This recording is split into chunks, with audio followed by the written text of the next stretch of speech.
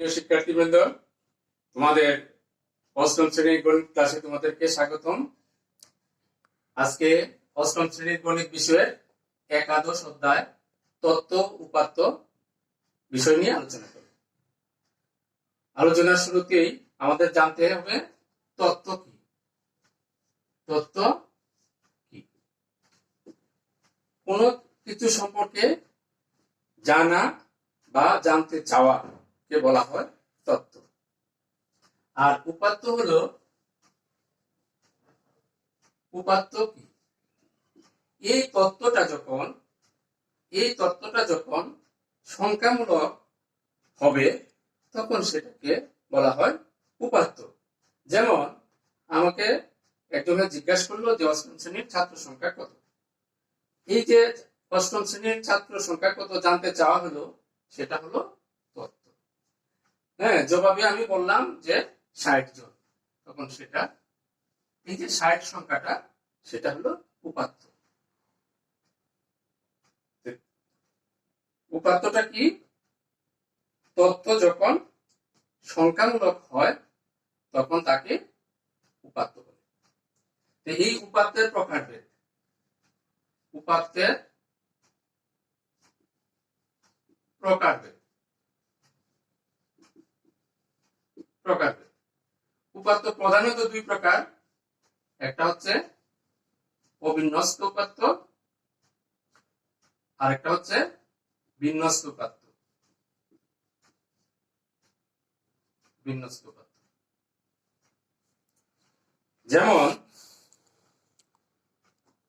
যেমন অবিন্যস্ত উপাত্ত আমি একটা লিখি 15, 18, 14, তারপরে 20। এইখানে দেখো যে লিখলাম, সেটাতে কোনো ঊর্ধ্বক্রম বা অধক্রম কোনো ক্রম অনুসারে সাজানো হয় নাই। 15, 18, 14, 20 এই যে এলোমেলো ভাবে সাজানো, সেটাকে বলা হয় অবিন্যস্ত উপাত্ত। আর যখন আমি এটাকে 14, 15, 18 এবং 20 ক্রম অনুসারে লিখলাম, তখন সেটাকে বলা হবে বিন্যস্ত উপাত্ত। এছাড়াও আরেকটা উপাত্ত আছে, সেটাকে বলা হয় শ্রেণীভুক্ত উপাত্ত। সেটা এখানে তোমাদের নেই, কিন্তু পরবর্তীতে তোমরা জানতে পারবে। সেটা হচ্ছে শ্রেণীভুক্ত উপাত্ত। শ্রেণীভুক্ত উপাত্ত, সেখানে উপাত্তের সংখ্যাটা দেওয়া থাকে। সেখানে উপাত্তটাকে ডাইরেক্ট দেওয়া থাকে না, সংখ্যাটা দেওয়া থাকে। উপাত্তের কতগুলি উপাত্ত সেটা দেওয়া থাকে। এই উপাত্তের কিছু বৈশিষ্ট্য আছে। উপাত্তের বৈশিষ্ট্য, উপাত্তকে যদি অনেকগুলি উপাত্তকে যদি আমরা বিশ্লেষণ করি বা বিন্যস্ত করি, যেমন তোমরা, আমি 50 নম্বরের যদি একটা গণিত পরীক্ষা নেই, গণিতের উপর একটা পরীক্ষা নেই, দেখা যাবে যে খুব কম নাম্বার, 10-এর নিচে এরকম শিক্ষার্থী খুব কম থাকবে। আবার 50, 49 পেয়েছে এরকম সংখ্যা কম থাকবে। দেখা যাবে যে 30 থেকে 40-এর মধ্যে অথবা 45-এর মধ্যে অধিক সংখ্যক স্টুডেন্ট নাম্বারটা পাবে। এই যে অধিক সংখ্যক ছাত্রের যে নাম্বারটা, উপাত্তটা, সেটা এই যে কেন্দ্রের দিকে যে সন্নিবেশিত হয় বা পুঞ্জীভূত হয়, সেটাকে বলা হয় কেন্দ্রীয় প্রবণতা। এই কেন্দ্রীয় প্রবণতার সংজ্ঞাটা তোমরা শুনে নাও। যখন অনেকগুলি উপাত্তকে বিন্যস্ত করলে, দেখো কেন্দ্রীয় প্রবণতা কি। কেন্দ্রীয় প্রবণতা কি? কেন্দ্রীয় প্রবণতা কি? কেন্দ্রীয় প্রবণতা হচ্ছে যখন অনেকগুলি উপাত্তকে বিন্যস্ত করলে দেখা যায় অধিক সংখ্যক উপাত্ত কেন্দ্রীয় মানের দিকে পুঞ্জীভূত হয়। উপাত্তের এই প্রবণতাকে বলা হয় কেন্দ্রীয় প্রবণতা। কেন্দ্রীয় মানটা কি? কেন্দ্রীয় মান কি বলতে, যে কেন্দ্রীয় মানের দিকে পুঞ্জীভূত হয়। তাহলে কেন্দ্রীয় মানটা কি? কেন্দ্রীয় মান কি? শোনো সবাই, উপাত্ত সমূহের প্রতিনিধিত্বকারী একটি সংখ্যা যার দ্বারা কেন্দ্রীয় প্রবণতা পরিমাপ করা হয়। বুঝতে পেরেছ? কেন্দ্রীয় প্রবণতার মান হচ্ছে উপাত্ত সমূহের প্রতিনিধিত্বকারী একটি সংখ্যা যার দ্বারা কেন্দ্রীয় প্রবণতা পরিমাপ করা হয়। তাহলে কেন্দ্রীয় প্রবণতা জানলাম, কেন্দ্রীয় মান জানলাম। এই কেন্দ্রীয় প্রবণতা পরিমাপক হচ্ছে তিনটি। কি কি? কেন্দ্রীয় প্রবণতার পরিমাপক হচ্ছে তিনটি। কেন্দ্রীয় প্রবণতা পরিমাপক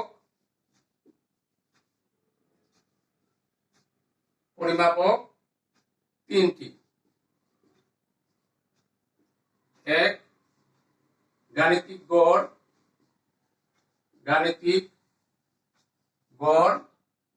দুই, মধ্যক। তিন, প্রচুরক।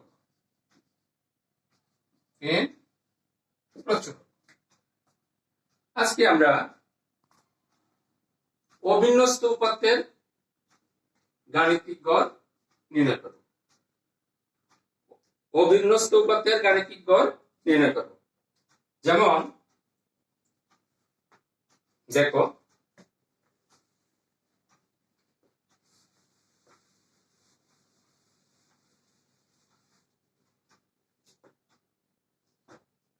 অবিন্যস্ত উপাত্তের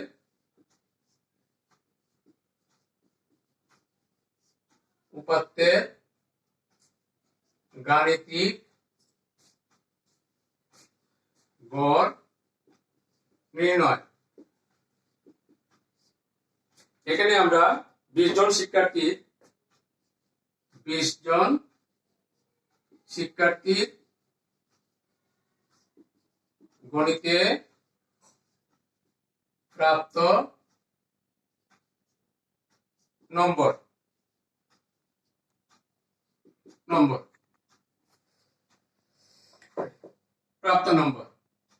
যেমন আমি লিখছি 40, 41, 45, 18, 41, 20, 45, 41, 45, 25, 20, 40, 18, 20, 45, 47, 48, 49,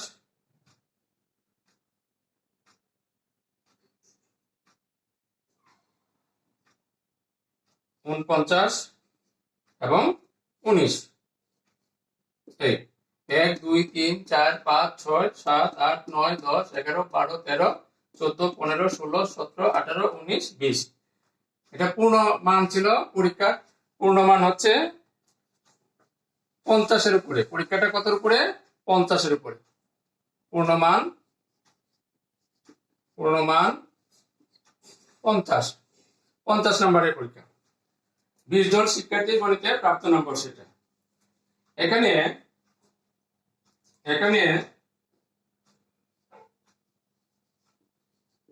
কতজন পরীক্ষার্থী? 20 জন। n ইকুয়াল টু কত? 20। আর উপাত্তের সংখ্যা কত? উপাত্তের সংখ্যা xi।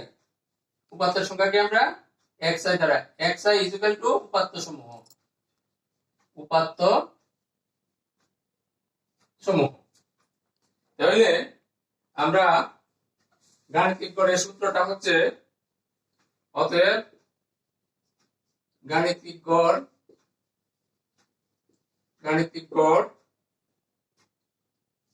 x bar is equal to summation of xi। এই চিহ্নটাকে কি বলে? চিহ্নটাকে বলে সামেশন অফ। লিখে রাখো তোমরা, সামেশন অফ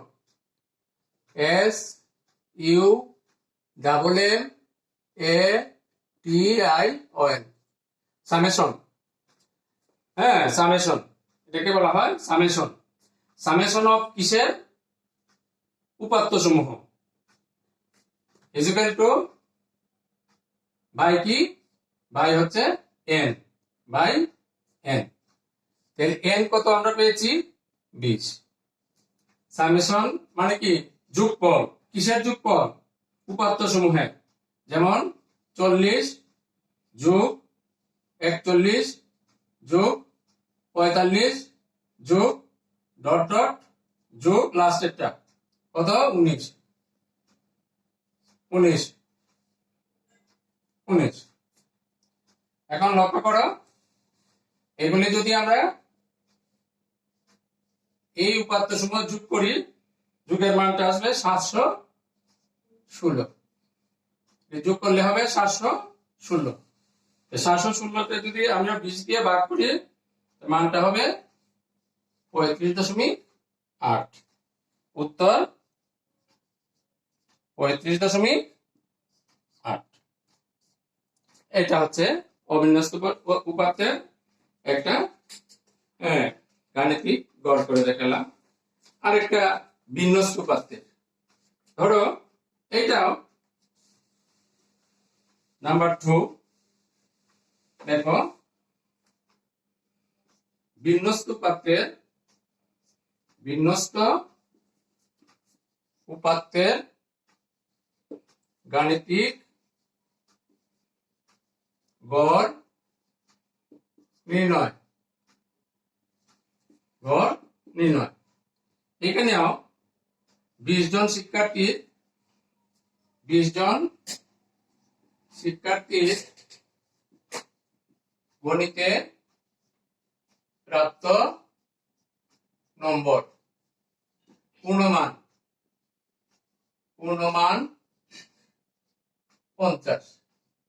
50 উপরে পরীক্ষাটা নেওয়া হয়েছিল। যেমন যেহেতু এটা বলা হয়েছে বিন্যস্ত উপাত্তগুলির মানের ক্রম অনুসারে সাজানো থাকবে। যেমন 20 20 25 দুইবার, 30 হচ্ছে 4 বার, 30 30 30 30 35 35 40 40 41 42 45 45 হচ্ছে 3 বার, 45 45 46 47 50। দেখো আমরা একটু গুনে নেই।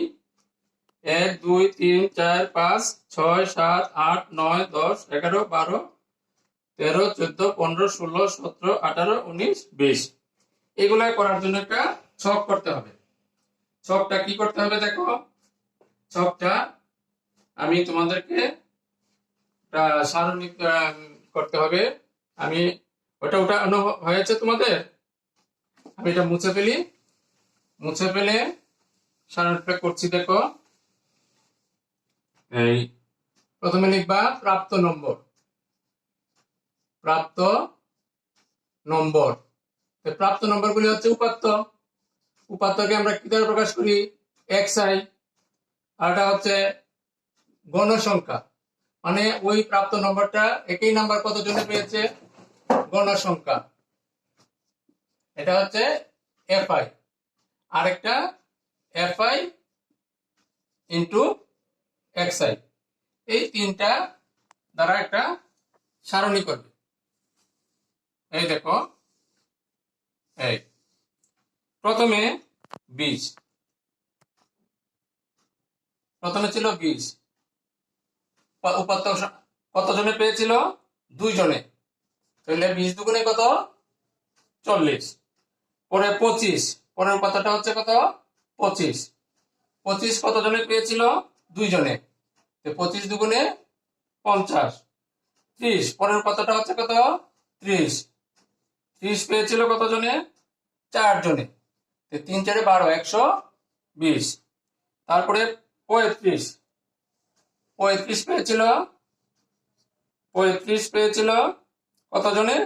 2 জনে। 35 দুগুণে 70। তারপরে 40, 35 পরে 40 পেয়েছিল কত? 2 জনে। 40 দুগুণে 80। তারপরে 41 পাইছে পেয়েছে একজনে, 41 একে 41। 42 পেয়েছে একজন, 42 একে 42। 45 পেয়েছে তিনজন, 45 পেয়েছে তিনজন। 3 45 হচ্ছে তোমার 135, 135। 46 পেয়েছে, 46 পেয়েছে একজন, 46। তারপরে 47 পাইছে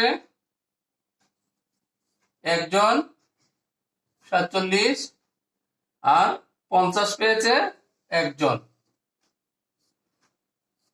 50 পেয়েছে একজন, 50 একে 50। এখন এগুলা যদি যোগ করি, যোগ করলে কি দাঁড়াবে? n = 4, 8, 9, 10, 11, 12, 13, 14, 15, 16, 17, 18, 19, 20। n = 20। আর এটা সামেশন অফ fi xi = এটা যদি যোগ করি আমি, হবে 721, 721। অতএব গাণিতিক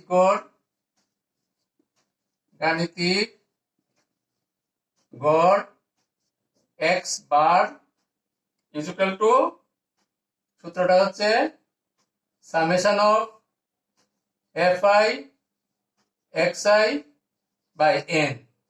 তাহলে এখানে n কত? n হচ্ছে 20, সামেশন অফ fi xi হচ্ছে 721। এখন যদি এটা ভাগ করি, ভাগফলটা হবে 36.05।